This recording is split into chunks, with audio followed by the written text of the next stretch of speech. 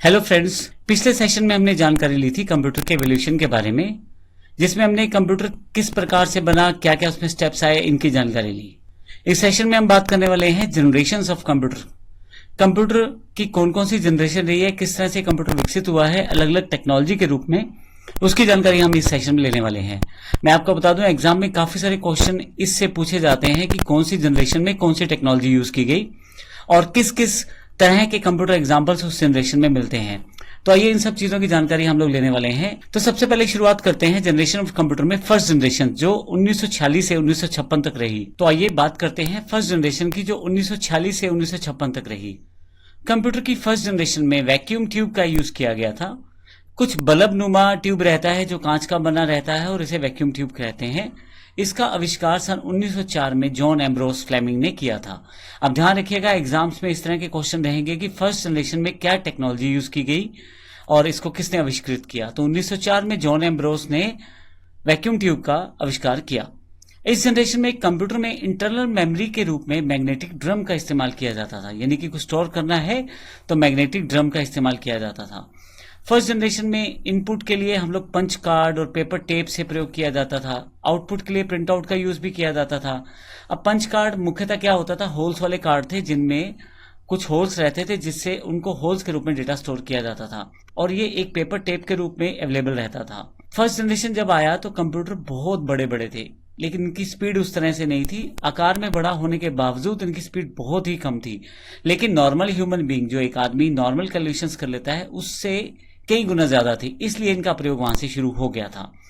आपको बता दूं, फर्स्ट जनरेशन में जो एग्जांपल्स हैं, जो कंप्यूटर उस समय माना जाए कि कंप्यूटर की बात की जाए तो जनरेशन ऑफ कंप्यूटर में जो फर्स्ट जनरेशन है उसमें ENIAC, एडवेक, UNIVAC 1, UNIVAC 2, IBM 701, IBM 650, ये सब फर्स्ट जनरेशन के एग्जाम्पल्स हैं।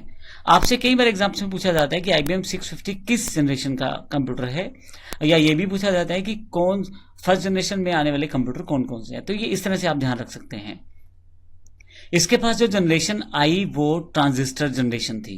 ट्रांजिस्टर एक छोटा सा इलेक्ट्रॉनिक पार्ट है, छोटा सा इलेक्ट्रॉनिक पुर्जा, जिसमें एमिटर, कलेक्टर, बेस 3 सेगमेंट रहते हैं। लेकिन मुख्य बात यह है कि वैक्यूम ट्यूब की तुलना में बड़े छोटे थे, जिसकी वजह से कंप्यूटर का साइज अब छोटा होने लगा था। ट्रांजिस्टर का जो आविष्कार किया वो विलियम शॉकली ने 1947 में किया। इसमें इनपुट के लिए पंच कार्ड और पेपर टेप का इस्तेमाल कर रहे थे और आउटपुट प्रिंट आउट के रूप में प्रयोग कर रहे थे। सेकंड जनरेशन में कंप्यूटर फर्स्ट जनरेशन की तुलना में छोटे हो गए। रीजन बड़ा सिंपल था, वैक्यूम ट्यूब साइज में बड़े बड़े थे जबकि ट्रांजिस्टर छोटे छोटे थे। तो ट्रांजिस्टर लगाने की वजह से वहां जगह कम घेरी कंप्यूटर ने और आकार उनका जो कम हो गया। इसके साथ साथ इनकी स्पीड भी बेहतर हुई। यहां इस जनरेशन तक आते आते हाई लेवल लैंग्वेजेस का इवोल्यूशन शुरू हो गया था। फोर्ट्रॉन, कोबोल इसके एग्जाम्पल है जिसको प्रयोग किया गया। इसके अलावा जो सेकंड जनरेशन के कंप्यूटर थे उनमें IBM 1620 यानी कि 1620, IBM 1401, IBM 7094, CDC 1604, CDC 3600, UNIVAC 1108 second generation के कंप्यूटर के कुछ एग्जाम्पल्स हैं जिनका प्रयोग किया जाता था। 1956 से लेकर 1964 तक का जो समय रहा वो सेकंड जनरेशन के कंप्यूटर्स का रहा। आकार में ये छोटे हो चुके थे, टेक्नोलॉजी बदल चुकी थी और अब स्पीड भी बेहतर हो चुकी थी। इसके बाद जो थर्ड जनरेशन कंप्यूटर आया है उससे एक कंप्यूटर की क्रांति सी आ गई, क्योंकि 1964 से 1971 के बीच में इलेक्ट्रॉनिकली बड़े बदलाव हो रहे थे। जैसे अब ट्रांजिस्टर की जगह IC यानी कि इंटीग्रेटेड सर्किट का यूज शुरू हो गया था। इसका आविष्कार जैक किल्बी ने 1959 में किया था। अब मैं आपको बता दूं, बहुत सारे ट्रांजिस्टर की जगह एक IC का प्रयोग किया जाता है। अब ऐसे केस में कंप्यूटर का साइज और छोटा होना शुरू हो गया था। अब मैग्नेटिक कोर्स का जो प्रयोग किया जा रहा था वो प्राइमरी मेमोरी के रूप में, और मैग्नेटिक टेप का जो यूज किया जा रहा था वो सेकेंडरी मेमोरी के रूप में किया जा रहा था। इस जनरेशन के कंप्यूटर में एक खास बात और थी कि अब कीबोर्ड और माउस का प्रयोग होना शुरू हो रहा था। आउटपुट को शो करने के लिए मॉनिटर का इस्तेमाल किया जाने लगा था, क्योंकि इलेक्ट्रॉनिकली चीजें जुड़ चुकी थी। इलेक्ट्रॉनिकली हम लोग काफी आगे आ चुके थे फर्स्ट और सेकंड जनरेशन के बजाय। इस पीढ़ी में या इस जनरेशन में हाई लेवल लैंग्वेज जैसे फोर्ट्रॉन, कोबोल, पास्कल, एल्गो का यूज होने लग गया था। कंप्यूटर में ऑपरेटिंग सिस्टम का एवोल्यूशन भी हो चुका था, जिसमें IBM 360 सीरीज आ चुकी थी, Honeywell 6000 series, personal data processor IBM 370, 168, TDC 316, ये थर्ड जनरेशन के कंप्यूटर के कुछ एग्जांपल्स हैं। तो एक आईसी में काफी सारे ट्रांजिस्टर का कार्य हो सकता था। इस वजह से अब कम घेरनी जगह शुरू की कंप्यूटर ने, और साथ ही आपके पास एक बेहतर स्पीड वाला कंप्यूटर अवेलेबल हो चुका था थर्ड जनरेशन आते आते। अब हम बात करते हैं फोर्थ जनरेशन की। 1971 से लेकर 1980 तक फोर्थ जनरेशन अवेलेबल हो गई।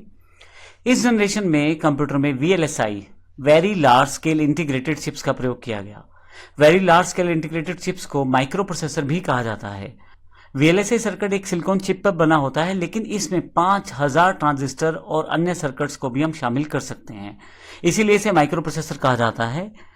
अब यहां आते आते आते ना केवल हार्डवेयर यानी कि इलेक्ट्रॉनिकली चीजें बदली हैं, बल्कि सॉफ्टवेयर में भी काफी सारे बदलाव हुए। MS-DOS, MS विंडो भी इस वक्त तक अवेलेबल हो चुका था। C++, DBase जैसी हाई लेवल लैंग्वेजेस आ गई थी। इस जनरेशन में कंप्यूटर्स में इंटरनेट और ग्राफिकल यूजर इंटरफेस जिसमें माउस का प्रयोग कर सकते थे वो भी अवेलेबल हो चुका था।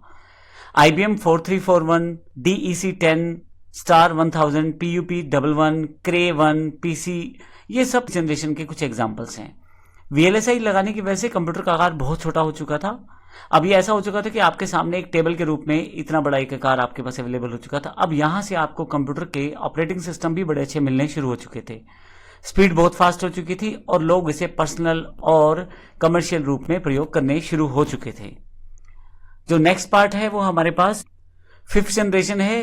फिफ्थ जनरेशन 1980 के पश्चात जितना भी कंप्यूटर डेवलप हुआ वो सारा फिफ्थ जनरेशन का कंप्यूटर है। इसमें एक अलग लेवल था इलेक्ट्रॉनिक प्रगति का, जिसमें ULSI अर्थात ultra large scale integrated chips का प्रयोग होना शुरू हो गया। यहां से AI यानी कि आर्टिफिशियल इंटेलिजेंस का यूज होना भी शुरू हो गया। इस ड्यूरेशन के दौरान 64 बिट के माइक्रो प्रोसेसर बनने शुरू हो गए, जिससे कि आपकी जो स्पीड है कंप्यूटर की वो 64 बिट तक इंफॉर्मेशन को एक साथ प्रोसेस कर सकती थी। 1980 के पश्चात C++, जावा जैसी हाई लेवल लैंग्वेजेस अवेलेबल हो गई, जिससे प्रोग्रामिंग बड़ी आसान हो गई। इसके साथ इलेक्ट्रॉनिकली डेवलप हो गया कंप्यूटर, क्योंकि 64 बिट माइक्रो प्रोसेसर आ चुके थे। यहां आते आते इंटरनेट, ईमेल और WWW अर्थात वर्ल्ड वाइड वेब भी विकसित हो गया। इस जनरेशन में यूजर फ्रेंडली इंटरफेस अवेलेबल हुए, अर्थात जिससे यूजर बड़ी आसानी से काम कर सके किसी कंप्यूटर में, वो उस तरह की विशेषताएं कंप्यूटर में आने लग गई। अब आपके पास desktop, laptop, notebook, ultrabook, Chromebook, ये इसी जनरेशन के एग्जांपल्स हैं। अभी हमारे पास जो कंप्यूटर फिफ्थ जनरेशन से पूरे प्रभावित हैं। अब इतने फास्ट हो चुके हैं कंप्यूटर कि हमारा काफी मुश्किल काम बड़े आसानी से संभव कर देते हैं। बड़ी बड़ी मुश्किल कैलकुलेशंस बड़ी आसानी से सॉर्ट आउट हो जाती हैं। बड़ी बड़ी जो कार्य हैं वो कंप्यूटर की सहायता से कर दिए जाते हैं। इवन काफी सारी मशीन्स को कंप्यूटर से ऑपरेट कर लिया जाता है, और साइज में बड़े छोटे। नोटबुक का साइज बड़ा सिंपल, हाथों में आने वाला साइज है, आप कहीं भी लेके जा सकते हैं। तो इस तरह से हमारी ये जनरेशन है कंप्यूटर की जिनको हमने देखा।